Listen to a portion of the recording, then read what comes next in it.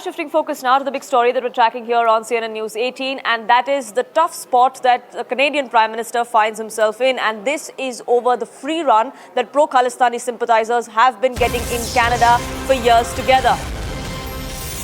Just as Justin Trudeau, the Canadian Prime Minister, leaves India after a 36-hour delay, while he lands in Canada, he is going to have a new headache on his hands because now an intel note has been accessed by CNN News 18. Information within the intelligence agency is going on to tell us how there is a plot that is brewing as far as these pro-Khalistani sympathizers are concerned in Canada. And the Canadian Prime Minister will now have to come out and face the facts. In fact, we're given to understand that the K group that issued the threat has issued a threat for a second time around in the last 48 hours, even as Justin Trudeau was here in India, enjoying India's hospitality. There were K sympathizers that were warning and threatening Indian diplomats in Ottawa, a message that was being sent to shut down the embassy or face consequences. That threat now coming to the fore. It is going to be interesting after the meeting between the prime ministers of the two countries here on the sidelines of the G20 summit, where we saw the Khalistani issue being raised and Justin Trudeau promising action, going on to say that they have immense respect for the law of the land and they will follow it. It'll be interesting to see how he goes back and actually ensures that his words translate into action. But let's take a look first at what exactly this intel information that we've accessed goes on to speak. These are the charges that India has raised with the Canadian administration, one of which is that the Trudeau government is aware of these activities that are taking place against India, of these secessionist activities that takes place there. It's not that they can turn a blind eye and say that we were unaware, because they definitely know that this is happening in their backyard. Unfortunately, they aren't doing much to contain it. Another charge that India believes is that the Trudeau administration is silent on the propaganda that these K groups are peddling openly. There's absolutely no censure as far as that particular action is concerned. Protecting of K members for political benefits is something that is now seems to be well known. Political compulsions for the Trudeau administration, for Canadian Prime Minister himself, is something that now the world knows is exactly the reason why he's not acting against these K sympathizers. Inaction under the garb of freedom of speech is something that India has now flagged. Freedom of speech does not mean anti-India activities are given a free run. That message is loud and clear. Diplomatic channels have failed on the K issue is what we're given to understand. The pressure is being applied at the highest levels at the Prime Minister's office. We're also given to understand is that Indian diplomats there are facing these threats from Khalistani members, like I just pointed out. In the last 48 hours, we've had two such threats come to the fore, even as the Canadian Prime Minister was enjoying India's hospitality here because his flight was delayed.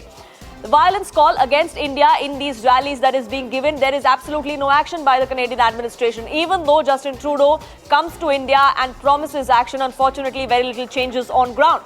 The Khalistani separatism issue is a complex and sensitive one, is the claim that the Canadian administration makes. But the point is simple. There is no complexity to this issue. These are anti-India activities. There is violence and hatred that is being peddled, and that needs to be stopped. There's nothing complex about it, and that's really India's stand as far as taking action against those elements is concerned.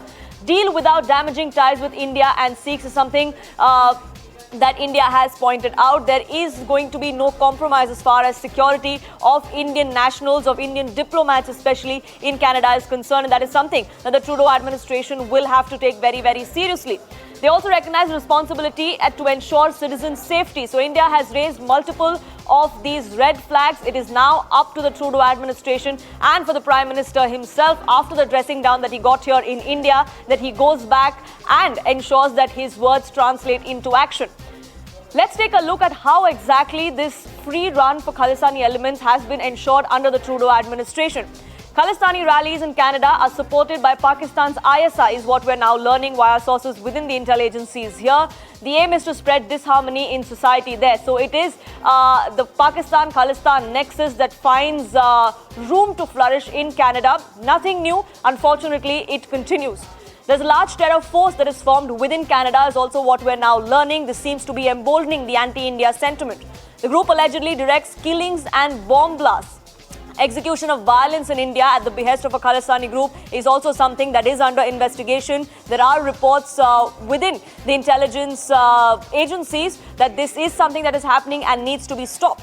Gangsters in Delhi and Punjab jails too are carrying out these tasks. There is propaganda that is being peddled through inmates in jail here in India. That is also something that India will have to work on. What we're also given to understand is the kind of strategy that they're employing. The youth born post-1984 Sikh riots are targeted by the Khalistani groups. They're trying to play on that sentiment, trying to fish in what they think are troubled waters. Radicalized picture of Operation Blue Star is given to them to try and whip up that sentiment. That's the kind of strategy that we are learning is being used. Unfortunately for them, the 36-hour delay. It's interesting, he was all this time here enjoying India's hospitality. A dressing down being given by the Indian Prime Minister. It's now time that when he lands there, his first point of action should be to act against these Khalistani elements who are threatening openly the Indian diplomats there. The fact is that don't think he will act, because it's a compulsion which Foreign Minister Jaishankar has also called out, that the people who are keeping him in government are the ones who are calling the shots. Now, the open allegation that's being made is that those who are in political power in Canada, running political parties, are inimical to India. They harbor an issue and they are the ones who are actually seeding these secessionist groups and also backing them and sponsoring them, propping them up. And that's the reason why, because of political compulsions, that Justin Trudeau is looking the other way. Sushant Sareen, who was on the right stand only yesterday, asked a very pertinent question. 9th of September, Poonam, and to our viewers, was the 22nd anniversary of the 9/11 attacks, bombings. Would Justin Trudeau allow a rally that would showcase perhaps the crashing of the planes into the Twin Tower by those people who are sympathetic to those who perpetrated these attacks? Would he allow that on Canadian soil? If he is not going to allow that on Canadian soil, how can he then allow those people who are talking about breaking India, cutting India, and also attacking our Indian Foreign Minister and also Prime Minister?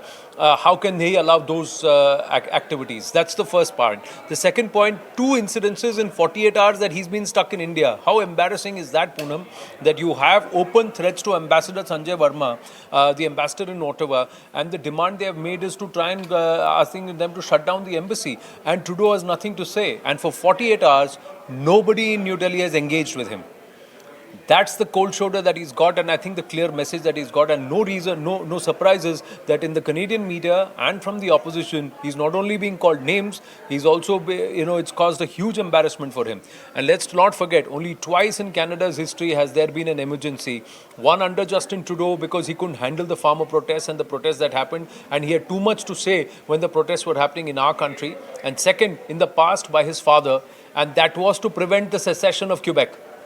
So if his own family had a position against secessionist agencies, and that's where they drew the lines on freedom of speech, then why is it that those lines are not being drawn when somebody is talking about breaking India? That question remains, and there is a history to it, and it's a sequential order. Intelligence agencies and the Indian government firmly believes Trudeau knows everything, and he's not doing anything about it. He's turning a blind eye and a deaf ear on purpose. That's really the message. But there's nothing left to chance. The Indian Prime Minister has also, in as many words, raised it with Justin Trudeau. Anand, thank you so much for that. Though, Patikrit Payne joining us on this broadcast as well.